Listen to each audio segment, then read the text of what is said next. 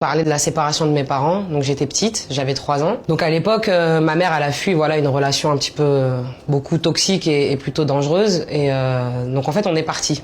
En général, c'est le papa qui s'en va, là c'est maman qui est partie avec moi.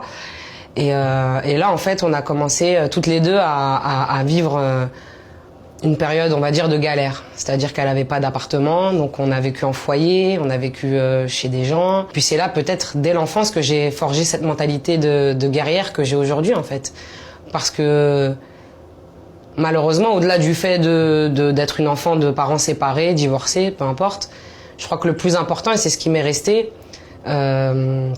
c'est l'impression de ne pas avoir eu d'enfance, en fait.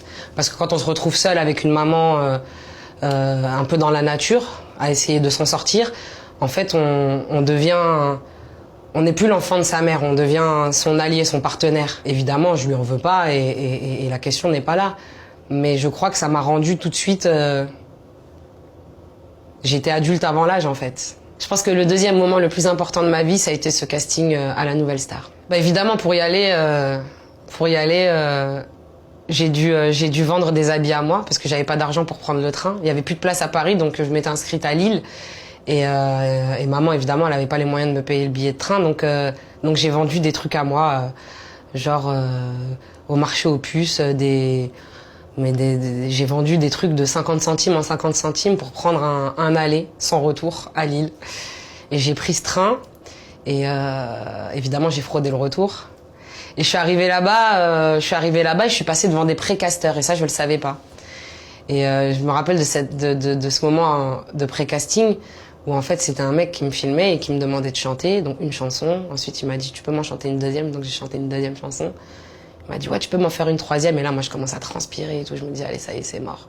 S'il en demande autant c'est que c'est sûr il est pas certain donc il est indécis donc c'est mort, ça va se finir par un non. Et en fait, au bout de la 5e chanson que je chante, je lui dis mais qu'est-ce qui se passe en fait? C'est normal, j'ai plus de chansons en fait à vous chanter. Là, je suis un peu stressée. Il me dit non en fait depuis la première phrase que vous avez chantée, moi j'ai un coup de cœur pour vous. Et depuis tout à l'heure en fait, je me fais juste kiffer. J'étais trop contente. Donc il me dit bah vous allez passer devant le jury, le vrai jury, mais demain. Alors là j'ai fait merde, j'ai pas d'argent pour être là demain quoi. J'ai pas d'argent pour me payer un hôtel, je sais pas où je vais dormir, je sais pas, j'ai pas d'habits.